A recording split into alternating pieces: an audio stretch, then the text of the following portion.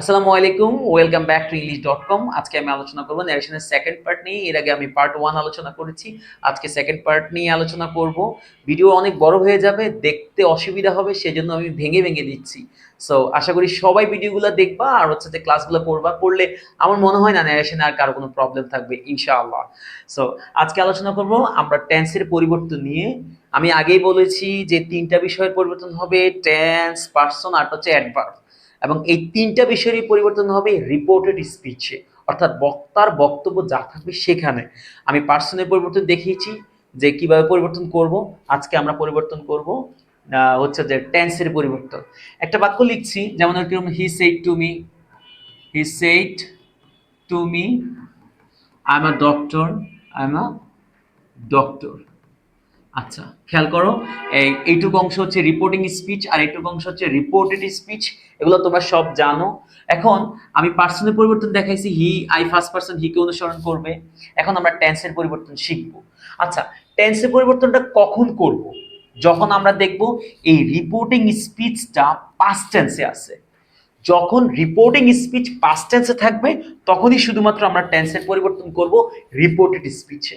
অর্থাৎ আমি পরিবর্তন করব কিনা এই ডিসিশনটা নিব রিপোর্টিং স্পিচকে দেখে, আর পরিবর্তনটা করব হচ্ছে রিপোর্টেড স্পিচে।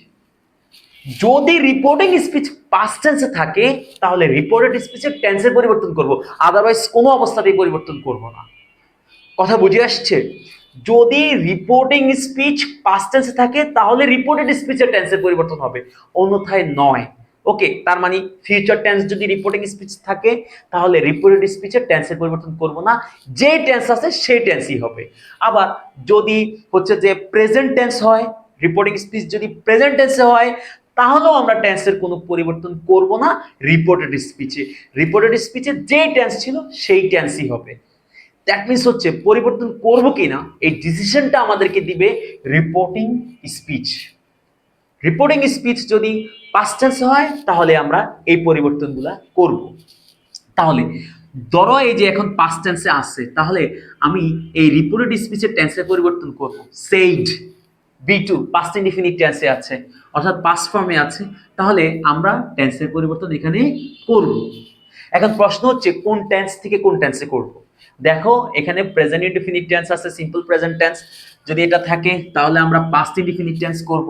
অর্থাৎ এখন আমি এখানে কি করব, কি বলবো, he told me that he was a doctor, কারণ ছিল এম হয়ে যাবে কি was. He told me that he was a doctor. খেয়াল করো এখানে ওয়াজ কেন আসছে, এই যে প্রেজেন্ট ইনডিফিনিট টেন্স তাহলে past indefinite tense. Okay, present continuous tense তাহলে পাস্ট কন্টিনিউয়াস টেন্স। যদি এখানে প্রেজেন্ট কন্টিনিউয়াস টেন্স থাকতো তাহলে আমি ইনডিফিনিশনে পাস্ট কন্টিনিউয়াস টেন্স করতাম। Present perfect tense, past perfect tense, present perfect continuous, past perfect continuous. একটা ইন্টারেস্টিং ব্যাপার আছে, অর্থাৎ প্রেজেন্ট টেন্সের যে ফর্মে থাকবে পাস্ট টেন্সের সেই ফর্মেই জাম্প করবে। মানে কি, present continuous, past continuous, present perfect, past perfect, present perfect continuous tense, past perfect continuous tense. That's it. একটু মনে রাখার বিষয় হচ্ছে এইখানে পাস্ট ইনডিফিনিট টেন্স হলে পাস্ট পারফেক্ট টেন্স হবে। আবার দেখো past indefinite, past perfect, past continuous, past perfect continuous. Past perfect হইলে পাস্ট পারফেক্ট হবে, I mean no change, no change, কোনো পরিবর্তন হবে না, নো চেঞ্জ। আচ্ছা, এখানে কি হবে না, নো চেঞ্জ। কথা মনে থাকবে, নো চেঞ্জ, কোনো পরিবর্তন হবে না। আচ্ছা, ফিউচার টেন্স আবার যদি পাস্ট পারফেক্ট কন্টিনিউয়াস টেন্স হয় তাতেও নো চেঞ্জ, ওইখানেও কোনো পরিবর্তন হবে না। এবার আসো, ফিউচার থাকলে সাধারণত ফিউচার ইন দ্য পাস্টে হবে, ঠিক আছে? আচ্ছা, যেমন শেল উইল থাকলে শুধু উড লিখলেই হবে আমাদের। তো আশা করি বুঝতে পেরেছো, তার মানে কি টেন্সের পরিবর্তনটা খুব ইজি, কিন্তু খুব বেশি কঠিন না।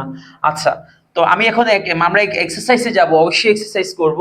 হ্যাঁ, ধরো হচ্ছে যে প্রেজেন্ট ইনডিফিনিট টেন্সে আছে, একটু খেয়াল করো যে এখানে প্রেজেন্ট ইনডিফিনিট টেন্সে আছে তাহলে আমি পাস্ট ইনডিফিনিট টেন্সে করব।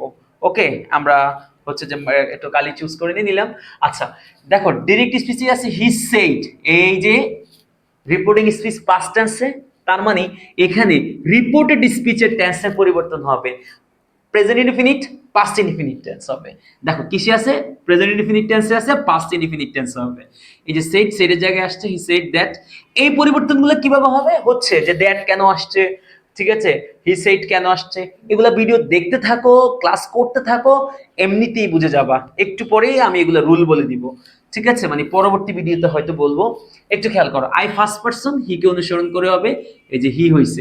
পার্সনের পরিবর্তন কিন্তু দেখাইছি পার্ট 1-এ। ছিল প্রেজেন্ট ইনডিফিনিট টেন্স, হয়ে গেছে পাস্ট ইনডিফিনিট টেন্স, কারণ এখানে রিপোর্টিং স্পিচ পাস্ট টেন্সে আছে। আচ্ছা, আই রাইট আ লেটার হয়ে যাবে হি রোট আ লেটার। কেন, এটা পাস্ট ইনডিফিনিট টেন্সের রাইটের পাস্ট ফর্ম হচ্ছে রোট, এই যে আসছে রোট, V2, ঠিক আছে।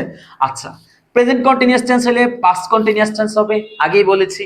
তো কি হবে, Fahim said I am doing some, তাহলে Fahim said that, I first person Fahim কে অনুসরণ করে হইছে হি, আর প্রেজেন্ট কন্টিনিউয়াস টেন্স হলে পাস্ট কন্টিনিউয়াস টেন্স, এই যে ওয়াজ ডুইং।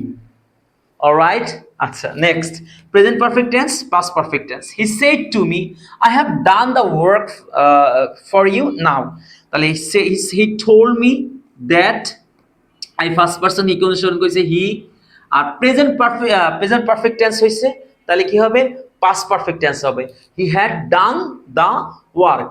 ডিয়ার স্টুডেন্টস, আশা করি সবাই এই পর্যন্ত বুঝতে পেরেছো যে প্রেজেন্ট পারফেক্ট টেন্স হলে পাস্ট পারফেক্ট হবে, প্রেজেন্ট পারফেক্ট কন্টিনিউয়াস টেন্স হলে পাস্ট পারফেক্ট কন্টিনিউয়াস টেন্স হবে। অর্থাৎ প্রেজেন্ট টেন্সে যে ফর্মে আছে আমি পরবর্তী টেন্সে ওই একই ফর্মে নিব।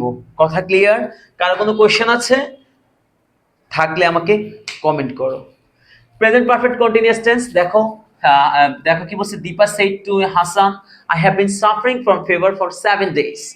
তো এখানে Dipa told Hasan that, I first person, দীপাকে অনুসরণ করা হবে শি, এই যে আসছে she. Present perfect continuous tense, তাহলে হবে past perfect continuous tense, she had been suffering from fever for 7 days। 7 days, এই যে প্রেজেন্ট পারফেক্ট টেন্স ছিল, তাই past perfect tense. Past indefinite tense হইলে সাধারণত পাস্ট পারফেক্ট টেন্স হবে, ঠিক আছে। এখানে আবার স্লাইড একটু ভুল আছে, পাস্ট পারফেক্ট টেন্স হবে। আসলে যিনি আমার স্লাইডগুলো বানাচ্ছেন হচ্ছে যে তিনি একটু ভুল করছেন, মানুষ তো আর ভুলের ঊর্ধ্বে না, ঠিক আছে। সো পাস্ট ইনডিফিনিট টেন্স হলে পাস্ট পারফেক্ট টেন্স হবে। Okay, she said I did the work, she said that she had done the work. এই যে পাস্ট ডিড, ডিড ছিল V2, ডু থেকে আসছে ডিড। যখন আমি এটা পাস্ট পারফেক্ট করব তখন অক্সিলারি ভার্ব হিসেবে হ্যাড আসবে, আর ডিড এর পাস্ট পার্টিসিপল ফর্ম ডান আসবে। So she had done the work. Next, past continuous tense থাকলে পাস্ট পারফেক্ট কন্টিনিউয়াস টেন্স হবে। যেমন Ruba said I was reading then, তাহলে পাস্ট পারফেক্ট হবে she had been reading then. কেননা past perfect continuous tense হলে একটু খেয়াল করতে হবে যে এই যে হ্যাড আসছে, auxiliary verb been, had been আসছে, তারপর verb plus ING, verb plus আইএনজির জায়গায় থাকবে, ঠিক আছে। স্ট্রাকচারে subject plus had plus been plus verb plus ING, এই যে এটাই আসছে পাস্ট পারফেক্ট কন্টিনিউয়াস টেন্সের স্ট্রাকচার। নেক্সট, পাস্ট পারফেক্ট থাকলে পাস্ট পারফেক্টই হবে। Mim said I had prepared, এই যে হ্যাড প্রিপেয়ার্ড, তাহলে শি হ্যাড প্রিপেয়ার্ড। আবারও পরেরটা কি আসছে, হ্যাড প্রিপেয়ার্ড। কথা বুঝতে পেরেছো? তো আমরা পার্সনের পরিবর্তন শিখলাম, টেন্সের পরিবর্তন শিখলাম, আরেকটু বাকি আছে টেন্সের পরিবর্তন, সেটা হচ্ছে অক্সিলারি ভার্বের পরিবর্তনটা। সেম জিনিস, জাস্ট তোমরা জানো এগুলা, একটু জানা যায়, মে থাকলে মাইট, ক্যান থাকলে could, have to has to থাকলে হ্যাড টু হবে, ঠিক আছে, মাস্ট থাকলে হ্যাড টু হবে, তো শেল উইল থাকলে ও মানে হচ্ছে উড হবে। তো তোমরা একটু দেখে নিতে পারো, চাইলে একটা স্ক্রিনশটও নিয়ে নিতে পারো। ডিয়ার স্টুডেন্টস, এই হলো টেন্সের পরিবর্তন। আশা করি তোমরা টেন্সের পরিবর্তনটা বুঝতে পেরেছো। আমি আশা করবো যে তোমরা প্রতিটা ক্লাস করবে। আমি আসলে 5 মিনিট 10 মিনিটের ভিডিও দিতে চাচ্ছি, কারণ আমি চাই তোমরা যতটুকুই হচ্ছে যে সময় পাও ততটুকুর মধ্যেই যেন তোমরা একটা লেসন কভার করতে পারো, অর্থাৎ আমার একটা টপিক শেষ, মানে একটা লেকচার শেষ করতে পারো। তোমরা একটা হচ্ছে যে যে কোনো মাঝখানেই যেন তোমরা একটা ভিডিও শেষ করতে পারো দেখে। এতে করে আমি আশা করি তোমাদের কোনো প্রবলেম থাকবে না ইংলিশে। তোমরা আমার পাশে থাকো, ইনশাল্লাহ আমি আমার লেভেল বেস্ট চেষ্টা করবো তোমাদের জন্য। আল্লাহ হাফেজ এভরিওয়ান, টেক